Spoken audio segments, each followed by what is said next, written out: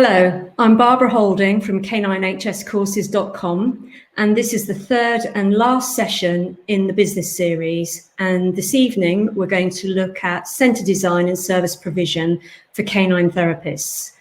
I'm sure there'll be some areas that will dovetail into other areas, but specifically canine hydrotherapy and hydrotherapy is what I'm going to look at. So I've got a few more people arriving. Thank you, Jane, telling me that you can see and hear me, because I was going to ask that, so you're ahead of me. Hi, Marie. Great to see you've joined me. Marie has been brilliant, up to the wire. She's been supporting me because I had a slight IT challenge and got into slight panic. So thank you so much, Marie. Hi, LJ. Great that you made it. So we're going to start. I'm just going to get the screen up. There we go. And I really want to welcome back, there's lots of people who've been to these before. I want to welcome, hi Kate from New Zealand, great. So just working it out, it's Monday morning with you, fantastic. Hope you're having a lovely morning.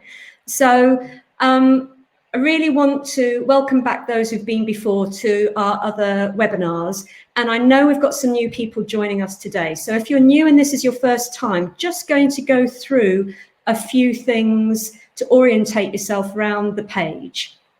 One of the most popular questions I've been asked over the last 2 months has definitely been where someone's missed one of the other sessions in the series and they can't figure out how to find it, where to look for it. So if you look at your screen now and just go above the screen, and you'll see in grey small writing the word schedule, and it will say session 3 of 3.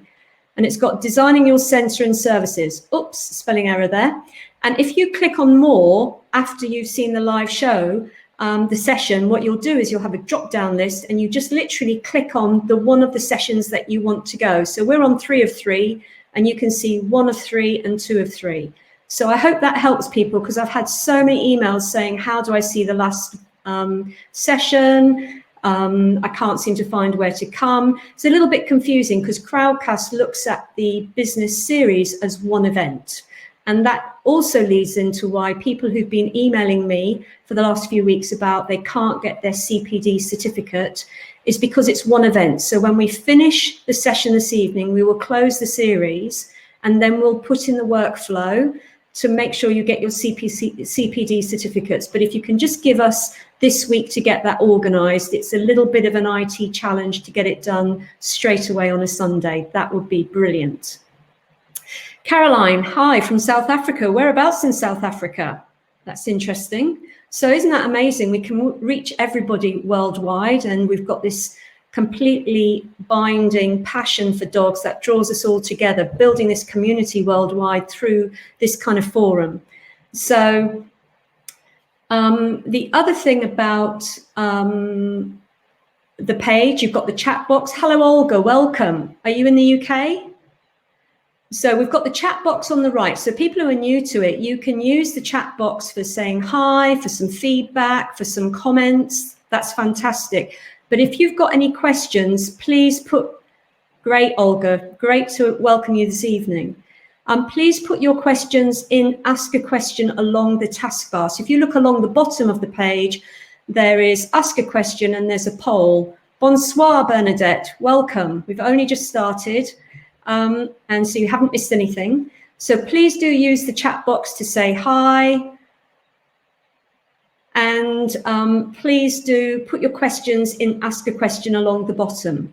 Now with the questions, you can also upvote them. And what that means is you can vote the order they're answered in. So when you're upvoting, that's great. But the moment I go into Ask a Question, if you could just stop the upvoting for that moment, otherwise, the question I start answering disappears. But if you go along the taskbar along the bottom and click on Ask a Question, you just type it in. That's brilliant. Next to it, there's a poll. So please do go into the poll. We've had 1 vote so far. And it's really just finding out what kind of service and practice you're offering, whether it's physiotherapy, whether it's hydrotherapy, whether it's integrated practice. So we're going to talk a little bit about that with your service provision today as well.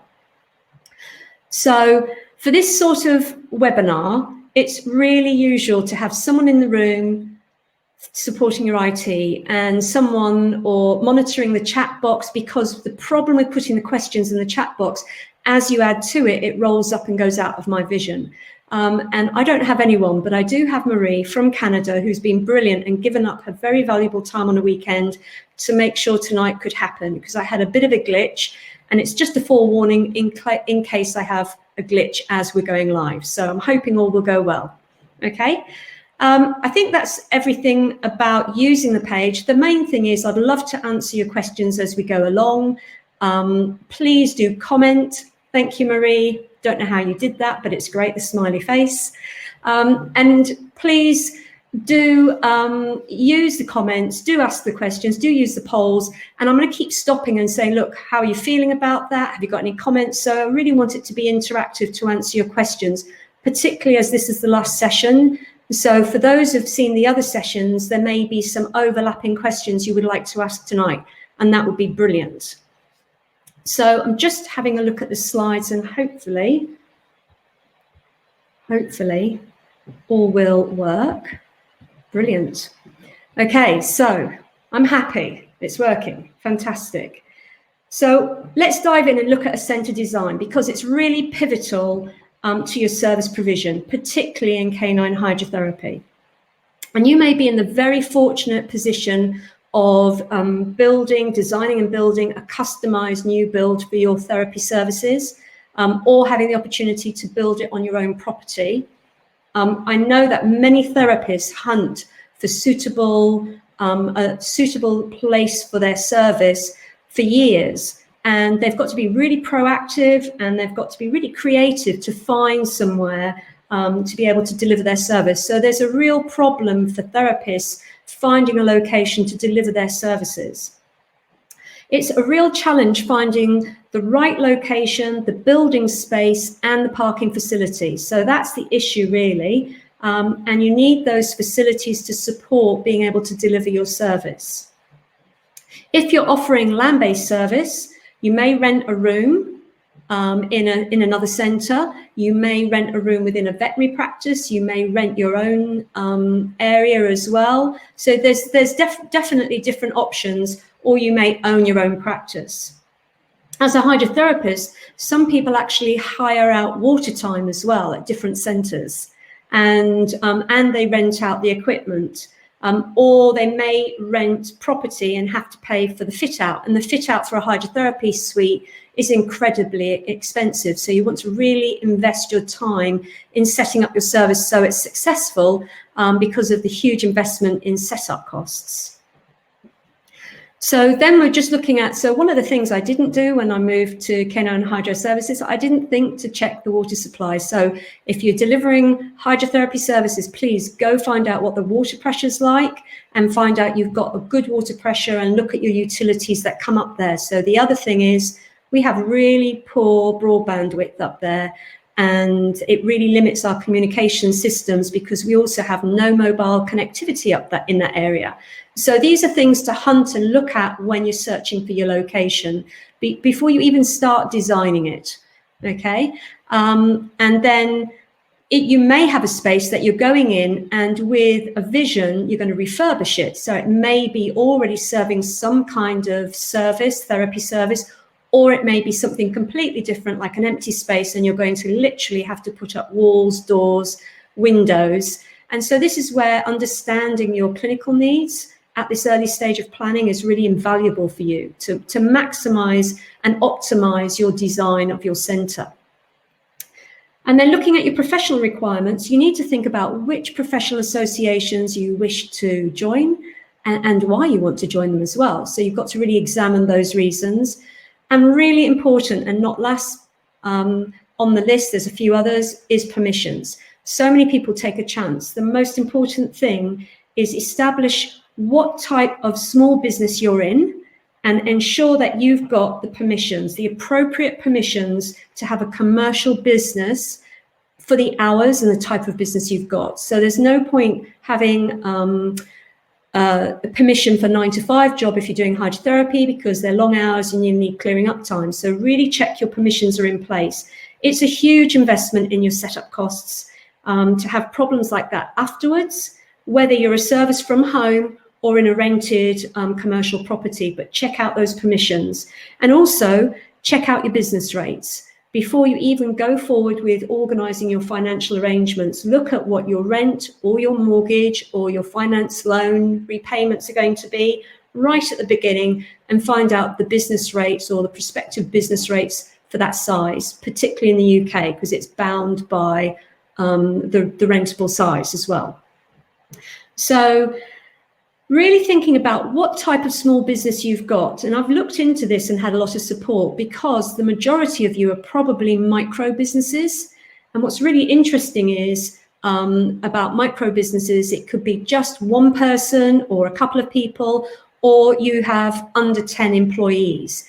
And you need to establish at this point whether you're going to be a sole trader or a limited company. So again, go and get some advice from your accountant, some sound advice to make sure that you've got all these things in place before you set up your business, so that you're successful in the long term. What's really interesting about micro businesses is this kind of really small business has been one of the main growth areas in the UK for the last 10 years and represents 90% of small businesses, which is phenomenal. So again, having a look at that is really important. And so then we're going to come to costings. I'm not going to go through this expansively. I'm going to give you a link, and this is for the UK. I'll just type it out for you. This is for the UK. So, but you've probably got something similar like that in your own country, but hunt them out because they're really, really useful. And this is a federation of small businesses. And just bring my cursor down there. Sorry, just playing around with the tech a little bit, trying not to have a heartbeat panic moment. Yes, so really good advice with your costings. Look at your setup costings, which are different to running costings. So your setup costs are going to be professional fees, insurances, premises costs, staffing, employment, equipment. Yep, Jane, apply for small business relief for rates. Ours is 0. That's a really, really good thing. If you've got a small rural business in the UK, you can apply for business relief rates. They don't offer them, you have to apply for them, and you can get 100% relief. But that doesn't count in if you've got a population and you're in a city or on the edge of a city. So do check your rates. And that's a great advantage, especially if you employ anybody. That you get this business relief, rate relief in the countryside, in the rural areas at the moment. But it can all change because we've got a lot going on in the UK. So hopefully that will still be in place, especially when you think the huge percentage of small businesses are micro businesses and have been in enormous growth in the UK for several years now. So your finance arrangements, you need to decide on your business financing. And you want to work out your running costs. So your running costs, you need to include everything. Don't miss a few things out because you do that anyway. Put everything in there. Identify your realistic income revenue stream that you're going to project over 3 years. And most new businesses, they don't make it to the 3rd year. And in fact, a large percentage don't make it past the 1st year.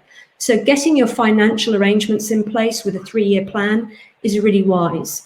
And make sure you go and get some support from your accountant, from the FSB, or from organisations that specialise in setting up. And you can also look for some funding. You may have some local funding. We had a lot of European funding that disappeared with Brexit coming on, but that might be back in play. So let's hope you can all find some support with your financial arrangements. So also tonight, I want to make 4 announcements, and I thought it would be really nice to make the announcements. They're not time-stamped, so I've put a slide in so people can see them. So my first announcement is that I'd like to just say I'm going to continue these monthly free webinars in 2020. The plan was to do it for 2019. It was a project, and I've been so humbled by the wonderful emails and ongoing continuous support. And I just can't believe you take the time out to feed back to me through our emails, Facebook, messages, that you're finding these really useful and interesting. So I'm going to continue them. And this is your opportunity really to think about what ideas and what topics you'd like covered. clearly from a canine therapy point of view, but I'm very happy to investigate lots of different areas. So they're always going to be free in 2020. There's no kind of marketing idea of this. This is about just sharing information and reaching people and supporting people, because I get so many emails from so many people who are so lonely in practice by themselves, or just need some sound advice rather than sort of a social media statement that can very often misinform you. Thank you, Kate. So yeah, just thank you for the wonderful feedback. Just can't believe it. Just feel so lucky to work with so many people across the world that share a passion for working with dogs.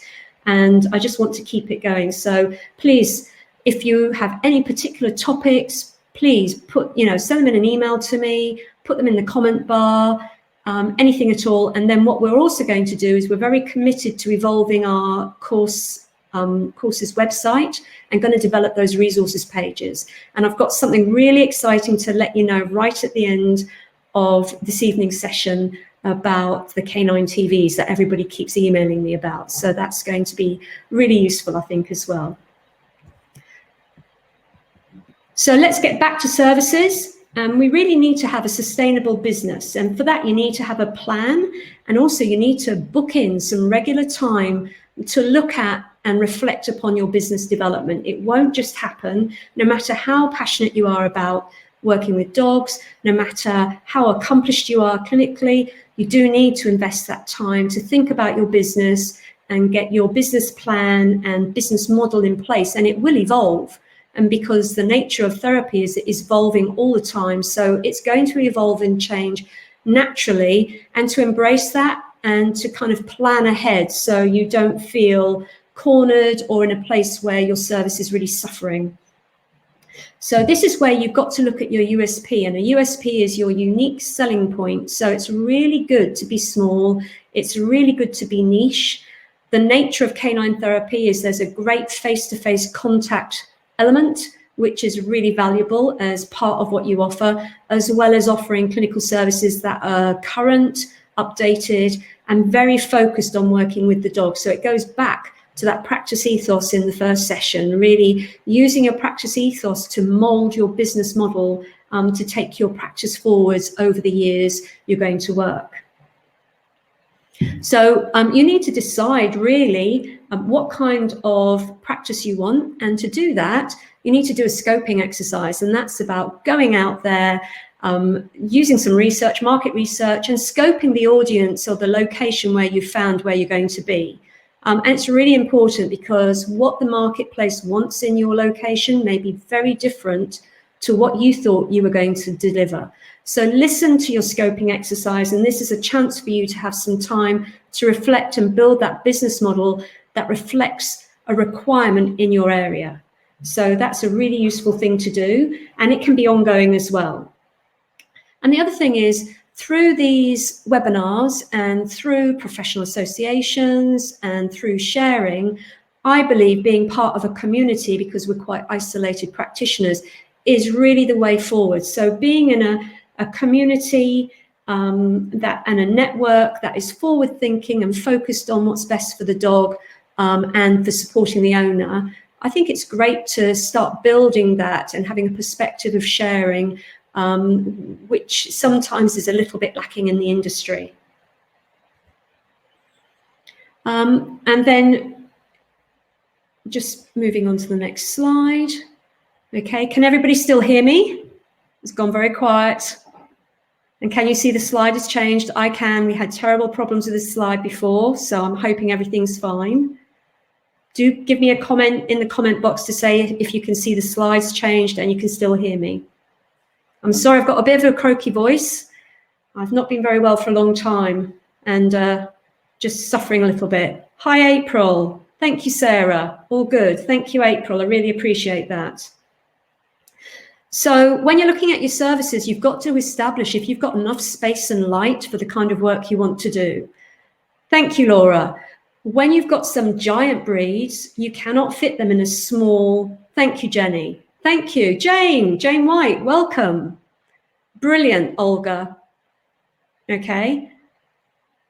That's really interesting. Olga shared something there about load funds from the startup loans, and there's lots of different companies that can find you finance, but do check it out with someone who's independent from that company and is invested in you as well. So you make sure that you can meet the repayments. So space and light, a small room will not work for a giant breed that comes in and is huge. So you need to have enough space and light depending on what kind of service you're going to offer.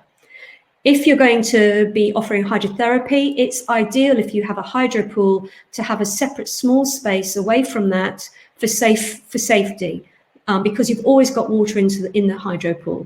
If you've got an underwater treadmill, people are amazed at how much space they actually need when you've got your therapeutic ramps on, and then you've got your lovely large dogs doing a turn to come into the treadmill. So many people order a treadmill and then it doesn't fit in the room, or they can't actually access the room because it can't turn through the corridors. So again, when you're looking at your space, really think forward about what kind of main equipment you're going to be putting into it and how you can organize that space. And you need light. And of course, you need really good ventilation as well for safe practice. So if it's a purpose-built building, brilliant, absolutely wonderful. We had that glimmer of an opportunity a few years ago, but that's disappeared. So we are actually going to be refurbishing the space we've got now. And now we know we're staying there. We're going to invest in that. So for the moment, whatever you've got, whatever space, whether you're renting it, whether you own it, really look at your costing for fitting it out and go with what you need essentially rather than everything, and see how that goes forward. So your fixtures and your fittings, your main equipment, establish which one you're going to have. If you're a single practitioner, I would really advise you not to have a hydro pool and an aquatic treadmill, because you can only use one. So that means one of your main pieces of investment are sitting, idling, while you're working in one of them. So really think through why you're getting equipment. And we're going to talk about that in the next slide as well. Think about safety. So it's manual handling and lifting safety. Really thinking about equipment that you're going to move, where you're going to store it, how often you're going to move it. So also planning ahead your work and time and motion study, because it may be wonderful having a huge space, but you may be getting rehab cases through your door that can only, or elderly dogs that can only take several paces before they fatigue and have to rest. So you don't want to have in your large space the showers that you're going to use for therapeutic showering in a far corner, then to come back to a therapeutic ramp. So you really want to plan your space so you've got great flow for the dog. So try and make your planning dog-centric, and that's a really good tip. Also, in your mind, think about how you may evolve your practice over time. So you want to think of your future plans and make sure you don't limit them by having a door or a window in a place that may be a way you could expand the space if you wish to later. And the most important thing is budget. Keep within your budget tight, keep it small. Don't go over your budget for everything and then find you have to close in a year because you can't generate the income to pay off your loan payments and run the running costs as well. So really budget wisely, and get some help. If that's not your area of expertise, get some help in with that area as well. So there we go. So when we're looking at main equipment, this is just a piece of advice because I've seen it happen year after year for the last 20 years, where people have been influenced hugely by their salesperson rather than by someone who's in clinical practice with a successful business for several years.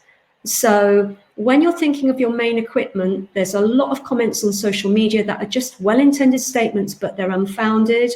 And they're not something to base your major decisions on for your business. So really look in and research about it. And if you have the opportunity to go to another practice or come and chat to us or go to someone who's been in successful practice for several years and are evolving, ask them about the main equipment. Try and figure it out why you would get that, rather than be put upon by salespeople who are incredibly gifted at selling you what they wish you to buy.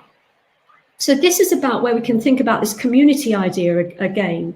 We really want you to think about your community where you're going to be sharing, find support, strategize with support, and this community of canine therapists to support each other on their career journeys, I think is really important. And strategies are high-level plans to achieve your set goals of setting up your business. So please have a think about the strategies and who you're going to share information with and where you're going to find your support. And again, we need to look at these kind of canine community forums and associations that will support you in a positive, friendly, and caring way. Because at the end of the day, you know, the more people are in practice, the more we raise the standards, the better it's going to be for the dog, because it's all about the dog and their fabulous owners supporting them as well. So my second announcement, giving you a slide. So this relates a little bit to the community. So the new VApp website is launching in the next week or two. It's really exciting because it's about building a diverse community and valuing all the different members. So VApp has different categories, recognizing different people's qualifications and skill levels and areas that they practice in. And we are opening a new subgroup, and it's going to be the Institute for Canine Hydrotherapists, the ICH. And the ICH is all about raising standards in therapeutic canine hydrotherapy.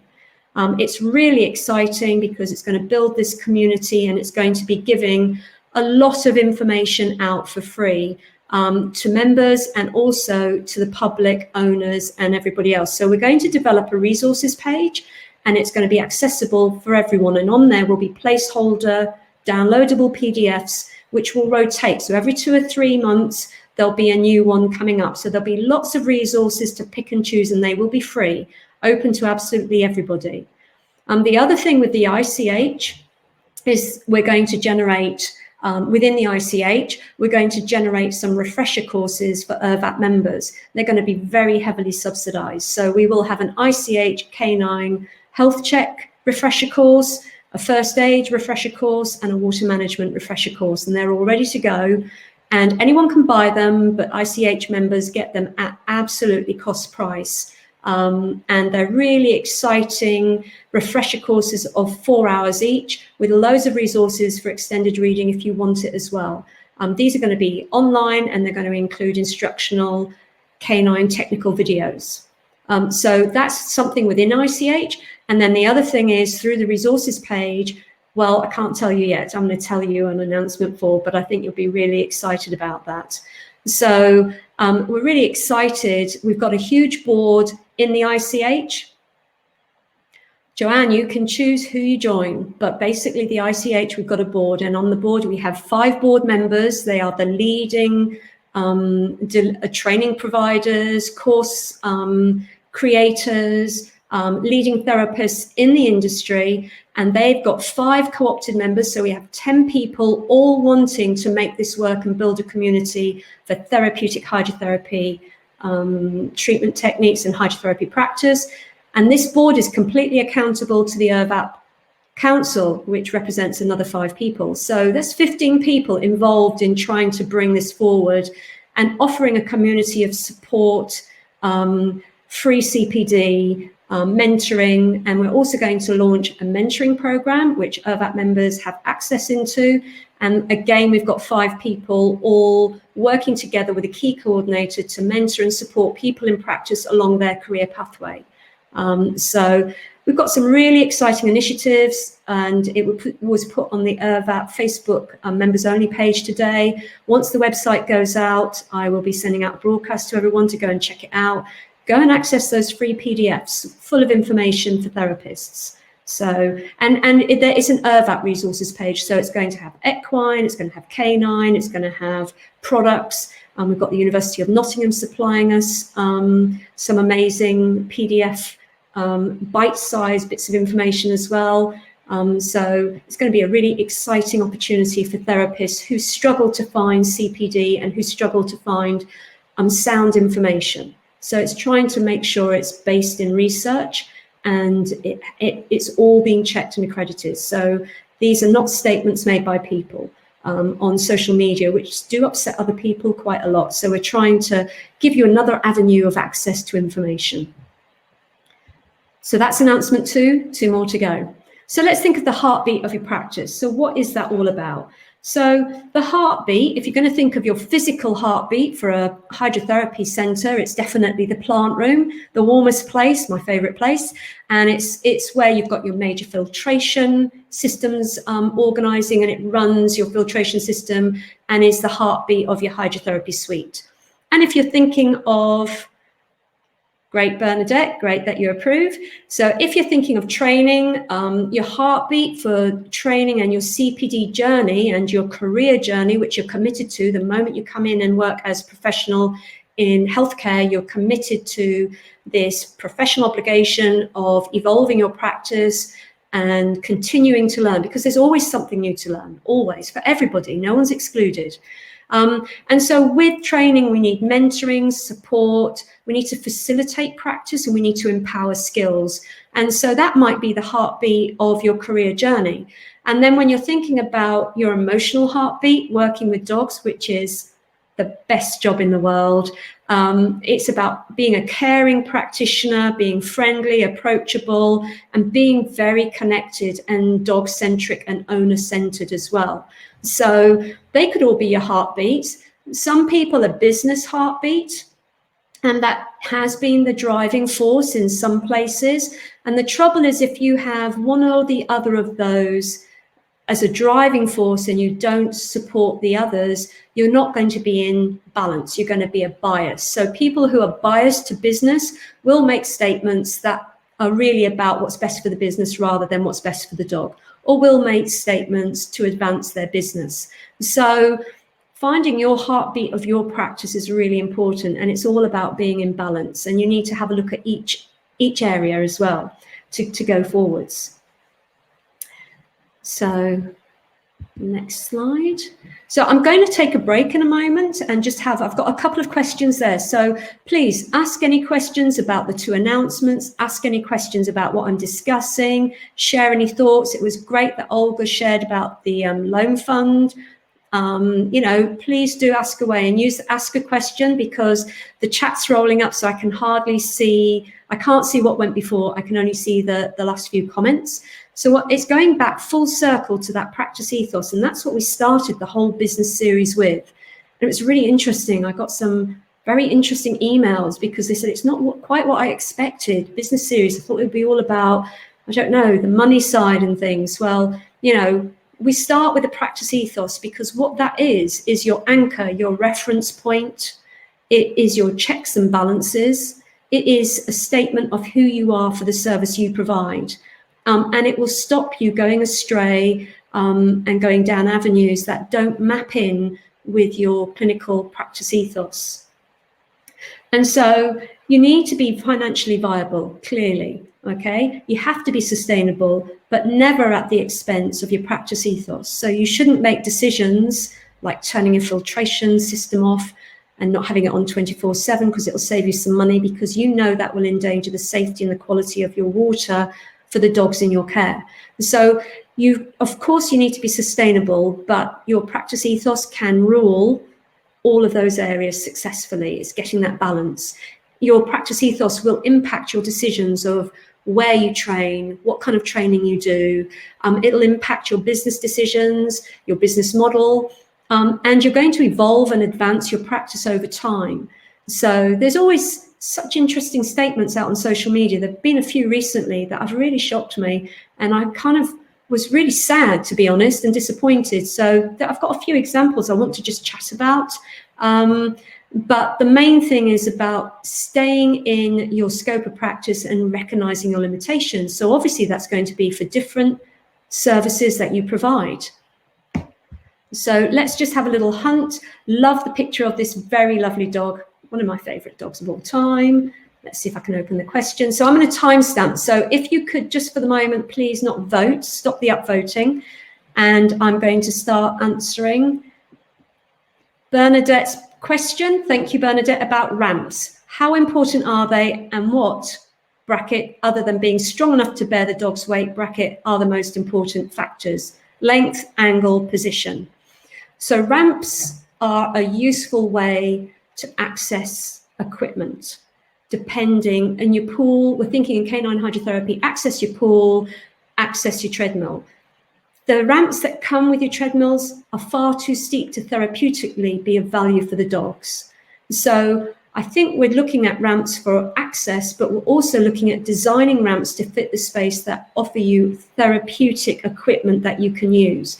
Because there's a huge development in incline and decline work, because it asks for different muscle work. So it's asking for concentric loading going up, and it's asking for eccentric loading coming down, if it's controlled with therapeutic handling, so the dog's not run away. So we can use ramps in lots of different ways to focus areas. So we can use showering techniques on a ramp as well. So your ramps are critical if you want to expand your practice therapeutically. And I think this is where it is about talking to clinicians and getting mentoring and support, and not talking to the salespeople who will sell you a ramp and it doesn't really work for you.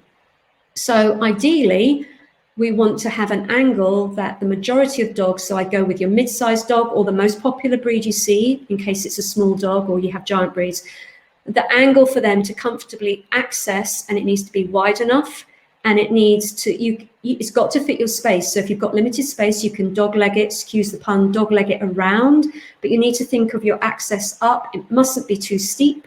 And so, yeah, that's a great question. Yes, it's got to be able to bear the weight, but it's also got to have longevity. So wood ramps are a bit of a disaster with hydrotherapy because they are a fantastic breeding ground for bacteria. They can be slippy and they rot. So having a look at the materials you choose, and again, staying within your budget. But ramps are as important as the main equipment that you choose. So your therapeutic shower systems for hydrotherapy, your hydro pool, your aquatic treadmill, your ramps, these are the major, your dehumidification and ventilation systems are major choices for you within your budget. So thank you very much, Bernadette, for that great question.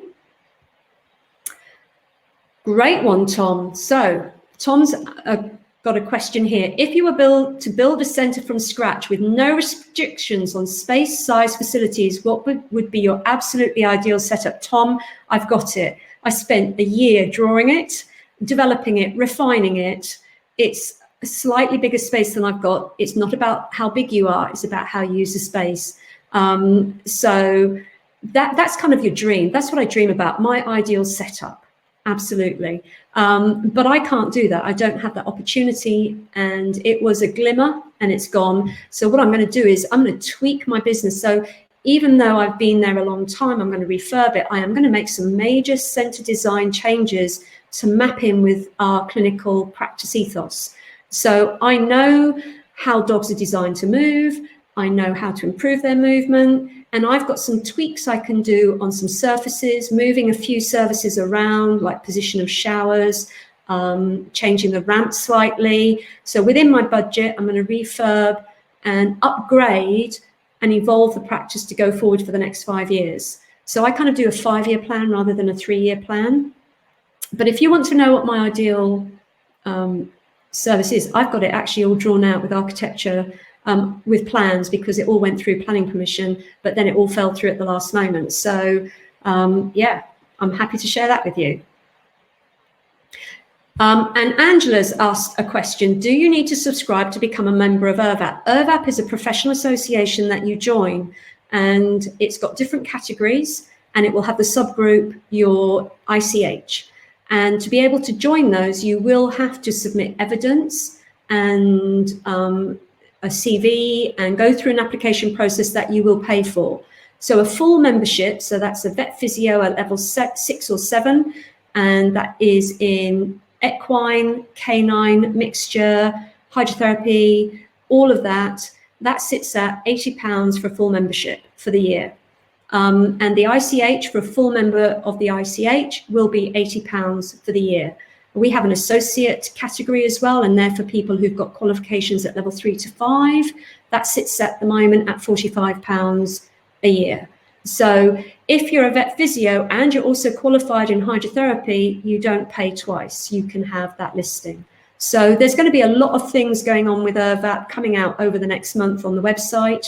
The PDF resource page is open to everybody and it's free. You don't have to be a member to access that.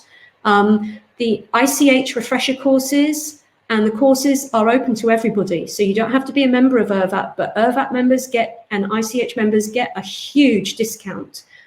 So it's a no-brainer, because by joining ICH or VApp through that process, you can access the refresher courses for pretty much next to nothing compared to the price that will go out to everybody else, which is still really amazing price. So we're trying to be very price sensitive to give people opportunities to develop their career and progress their clinical skills. I hope that helps, Angela. Okay, so going back to the presentation, I have time-stamped those, hopefully. Normally Bernadette helps me, just reminds me, which is always very valuable. So, pathway to progression. So this is where we've really got to think about how we're going to evolve our practice and our services. So what you deliver on the first day you're open isn't going to reflect anything that you're going to deliver 3 years in, because on your career journey, we know it's research supported that you're going to evolve your practice and business and be sustainable and keep being sustainable. So there was a really interesting comment on social media a few weeks ago that kind of said people with clinical skills at level 3 diploma in canine hydrotherapy are exactly the same clinical skills you'd have at level 6. And that's clearly by someone who doesn't know education, because that's like saying a vet in their first year at vet practice have the same clinical skills as a consultant at, you know, a specialist hospital. That is untrue. So people who have got a level 6 or level 7 have advanced practical skills and advanced knowledge and advanced understanding, and people at level 3 have knowledge and understanding and skills that reflect that level. And the idea is that we should enjoy this career journey that we go on, evolve our practice and develop our skills over time. Bernadette's in the spa. I'm not sure what that means, Bernadette. Okay, so, you know, you've got to really think about it. It's like saying someone doing law at A level has got the same skills in court as a barrister. So that doesn't make sense. The idea is that your practical skills would advance, your knowledge will advance and deepen, and your understanding. There's always something to learn, and it's not exclusive. It is for everybody in healthcare. So I wanted to talk about flotation jackets because and their limitations, because that's something else that's very topical at the moment. So harness choices in hydrotherapy, I've been watching it. We've had a lot of very interesting comments on social media. So let's get this straight, because I think it's really important, because some of the information in another crowdcast has been taken out of context and made to mean something else. So I'm going to be really, really clear with this. Okay, so here we go. On one hand, there are canine therapists who have received training from accredited training providers. And what they've done is they've built their skills and experience using aquatic proprioceptive enriched techniques, using a well-fitted Y-shaped harness, whilst working their dog in a hydro pool or an aquatic treadmill. And they've been trained to do that. They've received training and skills training to do that. Okay, this is all about working with the dog in their natural balance inland and on water. And this compares to therapists where their training experiences, they've been directed to use flotation jackets to swim a dog, and they measure their progress by doing laps or measuring time. So, and that's what they've been directed and they've learned. So this is where it's really, really important to understand scope of practice. So I was delighted, out of the hundreds of people who have registered for CPD certificates for dogs in natural balance motion, for flotation jackets and harnesses, I had 3 people who came to me and said in their feedback that they will continue to use flotation jackets because they needed to be safe. And I was so proud and thrilled that they could recognize their limitations. Of course, if you do not have the skills to move a dog in natural balance motion in the water in a Y-shaped harness, it's not something you try. It's like watching cars driving on the motorway and you can't drive and you think, I can see it, I'll do that. So one of these three came to us and said, I'm having real problems. I can't keep the dog's head above the water. We said immediately, stop doing that. You know, the idea is go get some training to learn these skills to advance your practice from using a flotation jacket. And another couple of people said, I'd always use a flotation jacket first before they'd move the dog in natural balance in water. And, you know, good for them that they recognize their limitations of their skills, because the bottom line is safe practice. So Canine HS has taught therapists for nearly 20 years to use a well-fitted Y-shaped harness for work on land and for work in water. And we have never used flotation jackets because there is sound scientific research showing that it impedes the activation of the epaxial musculature. And so people who've learned a technique with a flotation jacket, great, but this is where your CPD opportunities open up, where if you want to progress and advance your skills using current and relevant therapeutic techniques and exercises in warm water and proprioceptively enriched therapeutic handling, movement enrichment, clinic enrichment, and understanding all the advanced techniques that so many people are now embracing and using because of the amazing results that they get.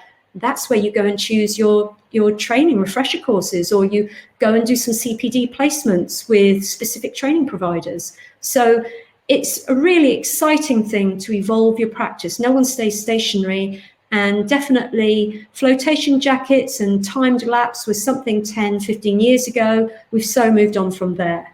So I was so pleased that these three individuals understood they were outside of their scope of practice to try a technique that I just chatted about briefly in these outlines. So the people who come and train, they work really hard to acquire these skills. Just like when you go and learn to drive a car, you get skills to learn to drive your car, and then you advance it by getting advanced motorway skills, and you might then start driving commercial vehicles. So it's about progression and advancing your skills, and it's a moving point all the time. So that's why it's so exciting. So as a canine professional, it's absolutely essential to recognize your scope of practice and your skill limitations. You work within your scope of practice. And if you haven't received training how to administer current techniques, you know, like aquatic movement shaping, then don't do them.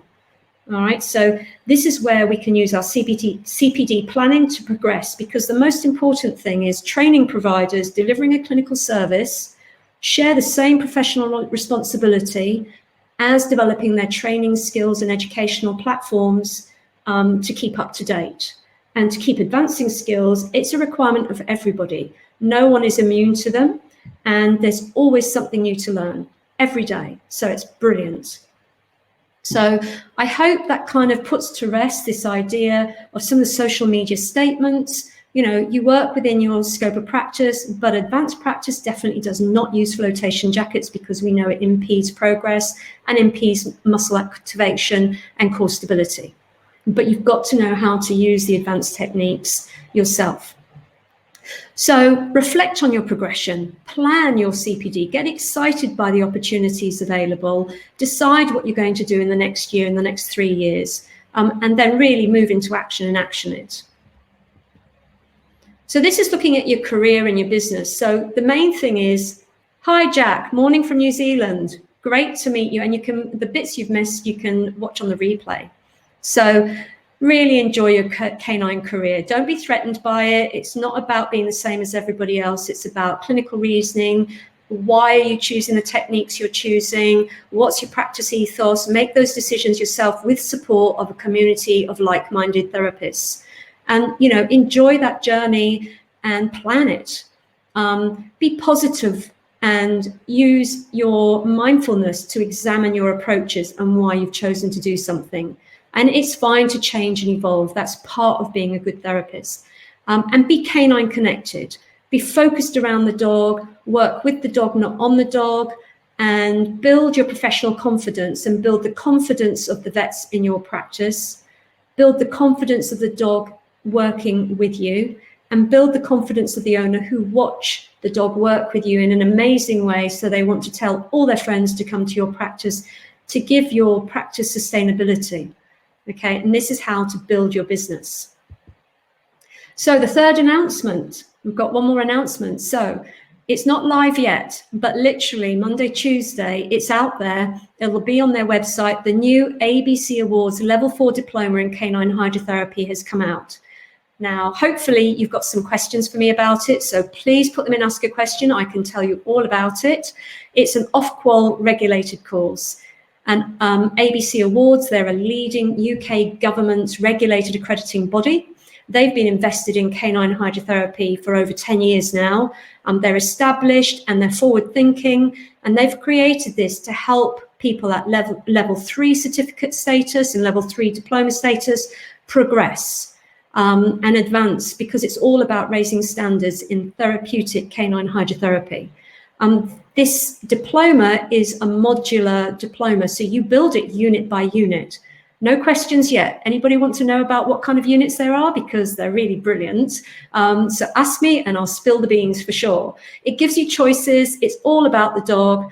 And I'm really, really excited to announce it. And as soon as I get the website link, I'll be putting that out to everybody to go and check it out and look at the opportunities that have been developed and evolved to take people forward and raise standards from the level 3. So it's really exciting times.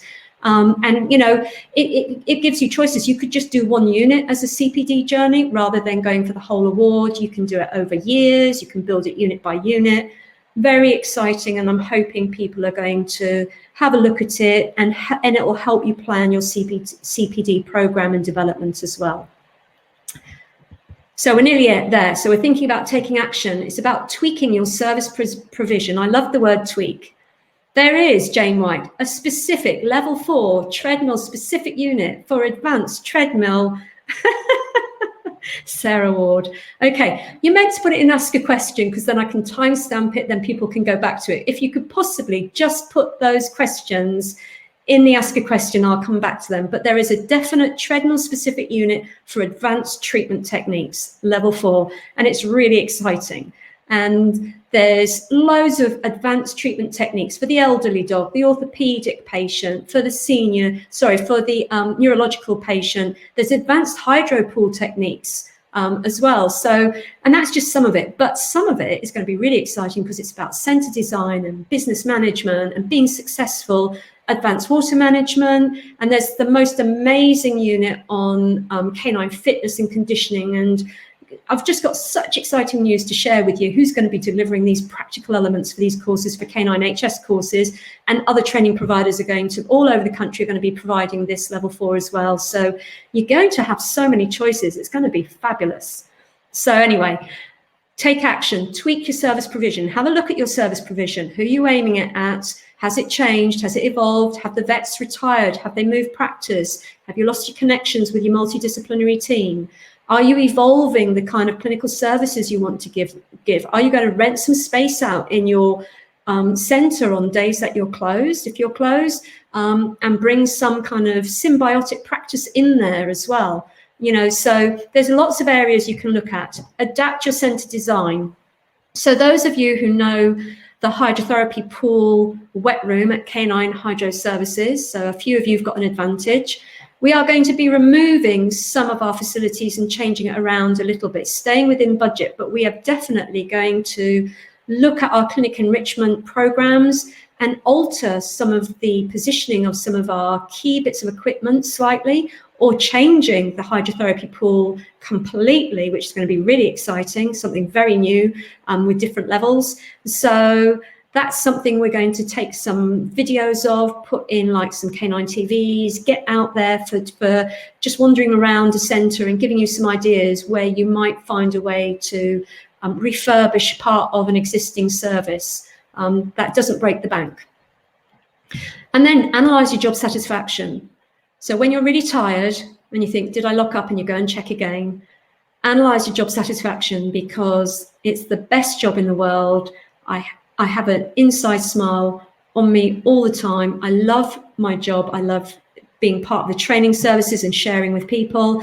I love building communities. I love writing courses. I love delivering clinical practice, and I'm totally dog-centric and owner-focused, and I love it.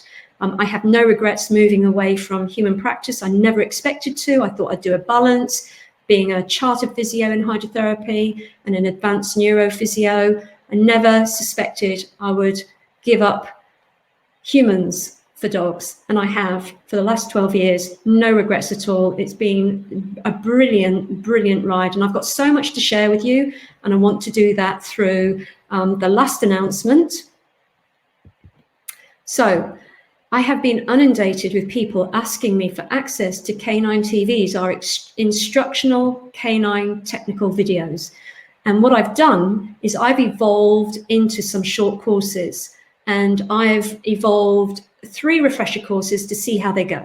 And if the take up is good, and they're very, very sensitively priced, so they're very affordable for anybody. But if you happen to be an VApp member, you get a huge reduction. You get a big discount. But they're still really well priced. They're expansive, loads of resources, and they're refresher courses that, sorry, I've just got something clicked up on my screen here. Whoops.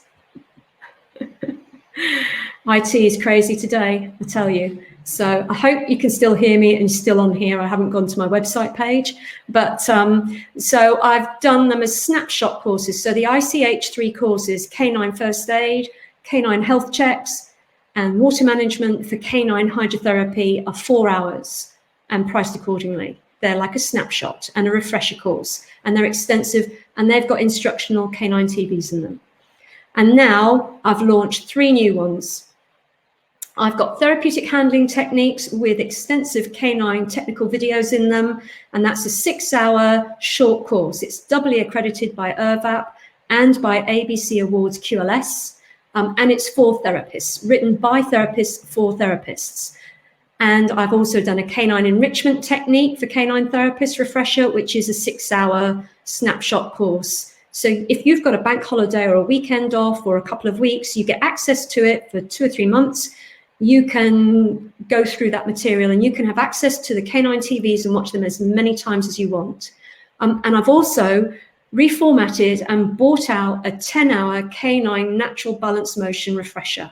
And that's got all the information in it about natural balance in the dog on land and in water from a therapist perspective, and all the underpinning knowledge and understanding built into that with a couple of canine TVs and lots of links to great videos for you to have a look at.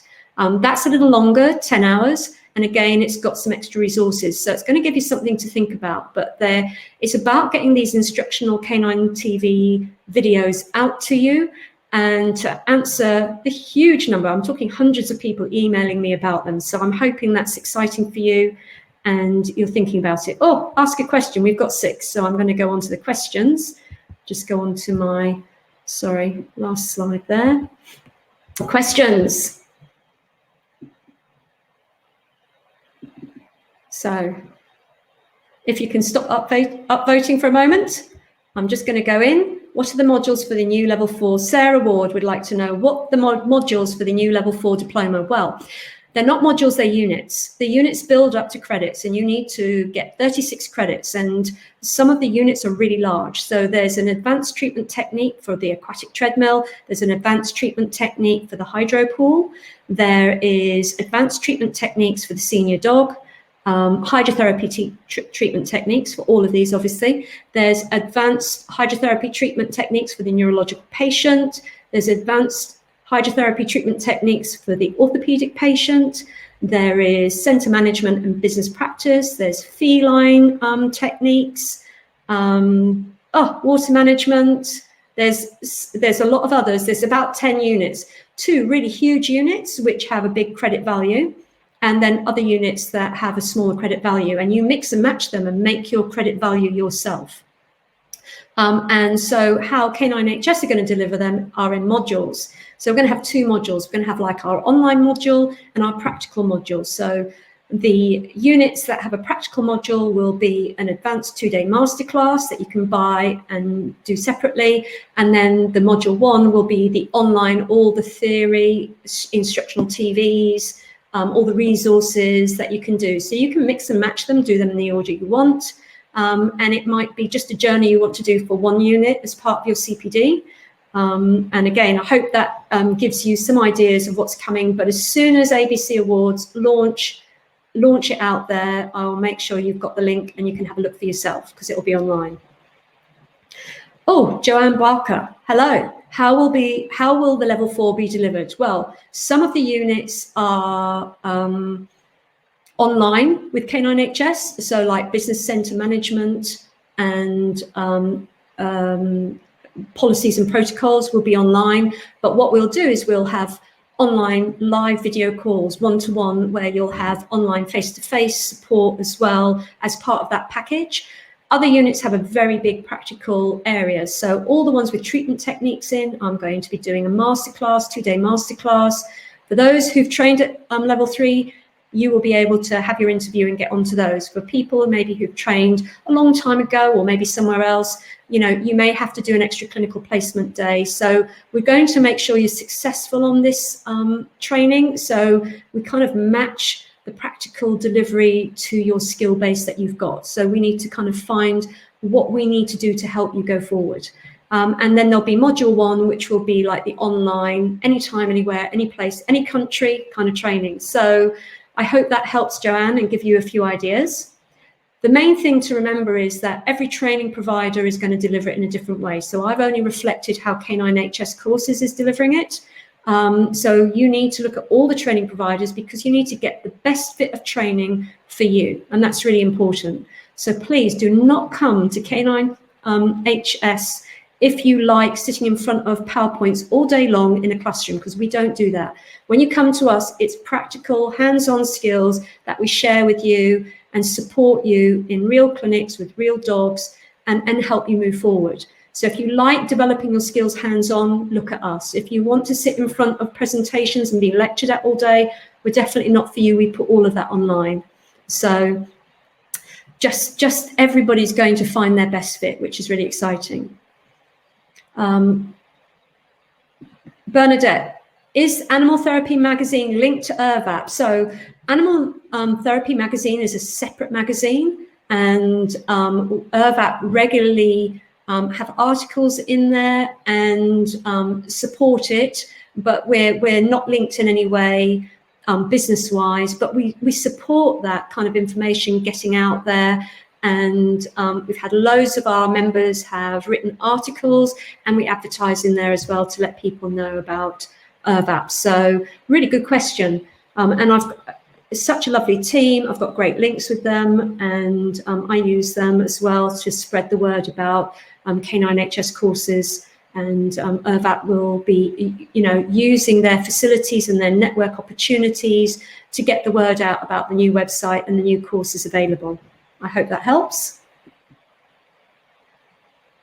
Whoa, Bernadette, a long question.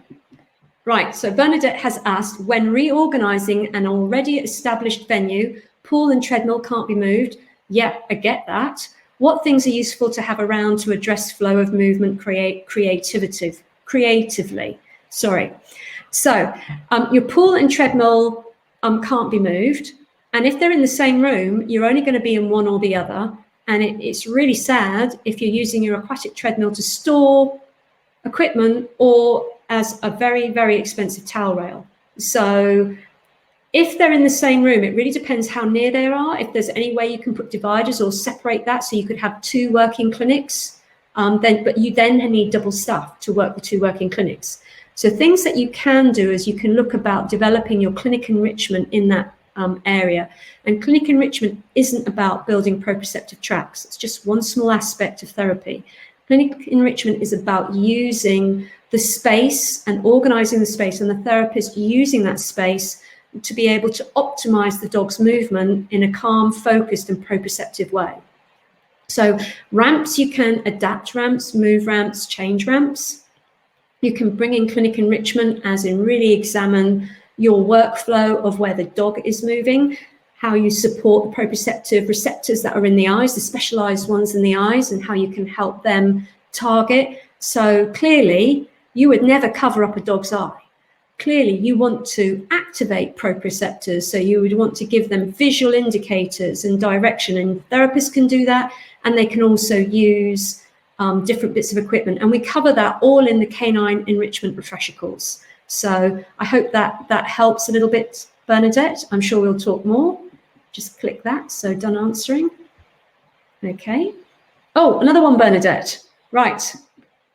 Will units of the new level 4 be useful for someone with level 5, or would they be better doing a masterclass? It's individual.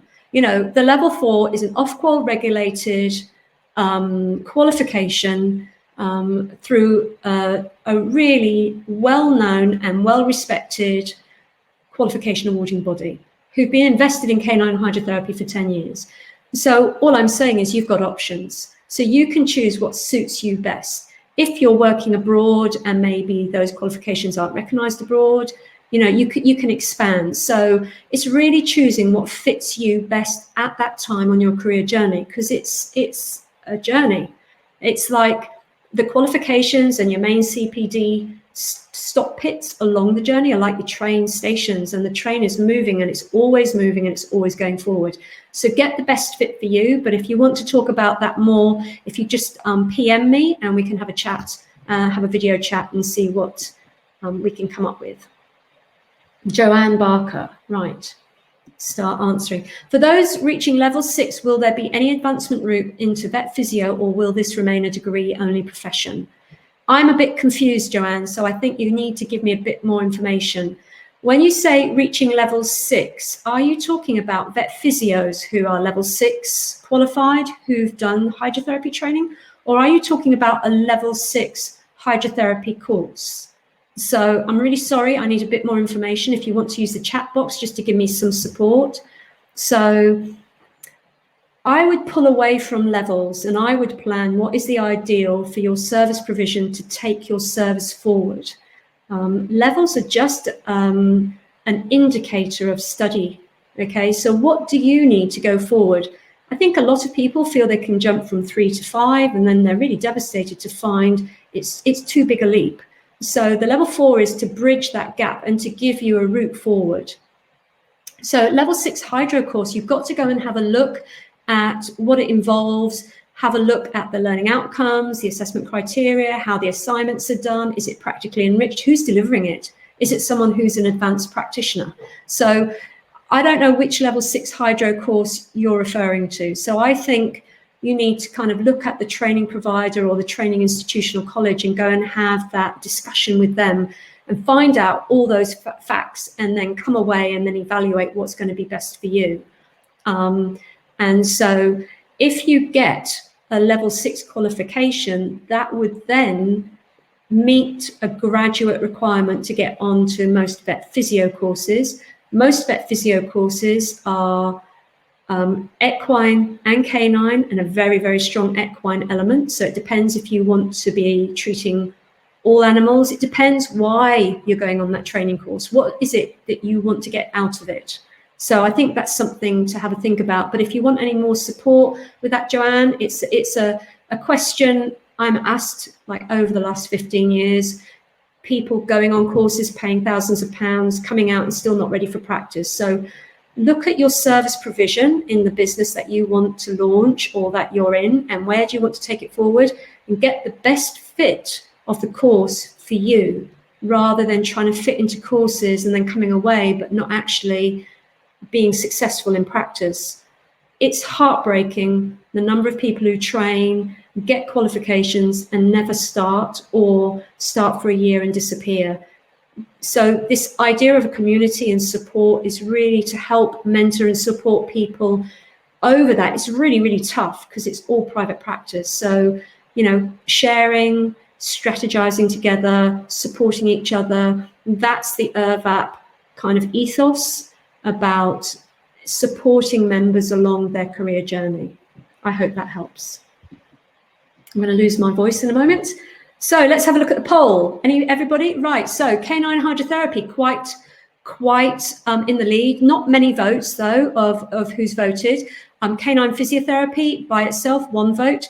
Integrated canine and hydro. I have to say, if you integrate your veterinary physio, land-based work, and your veterinary physio water-based work, so canine hydrotherapy, therapeutic canine hydrotherapy with your physiotherapy, you will get the most astonishing results for the dogs in your care. I hope that helped, Joanne. I'm sorry if it was a bit bitty, but I wasn't quite sure where you were going with it. And multi-species, there's lots of people who treat humans, they treat dogs, they treat cats, they treat horses. What's really interesting by a major scoping exercise is that the marketplace, the public, the owners choose a specialist. So if you are going to multi-treat, have different websites or different Facebook pages, don't put it all on one page, because actually we found that people pull away from that because they're hunting for someone who specializes in just dogs or just cats or just horses or just humans. So be really careful you don't spread yourself around. Yeah, Jack, I was waiting for you to come on and bring it in. I knew you were going to do that. Canine bone therapy works brilliantly with hydrotherapy. So does T-touch practice work brilliantly with hydrotherapy. There's so many integrated practice services that are highly successful because they look for the best. They make sure that they're using canine specific treatment techniques, not just treatment techniques they do on a horse or on a person, but specific for the species they're working with. They take the same concepts, but they make sure that they're delivering high quality services for the dogs in their care or the animals in their care. So it's awesome. Okay, so I think we're done. I'm not quite sure what the time is. I'll have a quick look. I've overgone it as well, overshot it. Anyway, it's been a brilliant, brilliant experience, the business series. I've really enjoyed sharing these tidbits. It's just an outline. There's so much more and more depth. You will definitely be able to access that in the level 4 diploma unit as well. But at the end of the day, it really is about the best thing, the best fit for your practice, the best thing for your evolution, the best way to find the way forward for you, so you can offer the best service to the dogs in your care. I'm totally dog biased, obviously, but I'm looking at the other therapists who may be listening in. So we're looking at how we can evolve and be sustainable over time. So many practices open up for a few years and disappear. This is about having longevity, having 10, 15, 20 years in practice and evolving and keep leading your niche area in your region that you're practicing. So it's been fantastic. I'm going to sign out now. If you can just give me some feedback in the chat, it's really, really nice. You can watch it on replay, literally minutes after, and go back to the time-stamped questions. Anybody wants to PM me, you're ever so welcome. It's info@caninehscourses.com, and I'll get back to you as soon as I can. And I'm just so relieved the IT went well. Thank you, Marie, for saving me. Literally 1 minute before we went live, I was still having a bit of an IT moment. So she's brilliant, and she's been inspirational for me and helped me look at how to evolve the business and how to evolve Canine HS courses. Thank you, Olga. Bye for now, and I will catch up with you soon. We're going to move on back into treatment techniques, and I'm going to look at the elderly dog. Great passion of mine. What we can do with some treatment techniques to really optimize elderly dogs' movement and longevity and quality of life, which is going to be so exciting to share some stuff with you. And I'm going to try really hard to get a Canine TV and see if I can IT it into this forum as well. I don't know if I've got those skills today. Just with slides was a push, but anyway, it's been great, and thank you so much for all the lovely feedback as well. I feel very humble and very grateful that you've taken the time out on a busy schedule to listen in. Bye for now.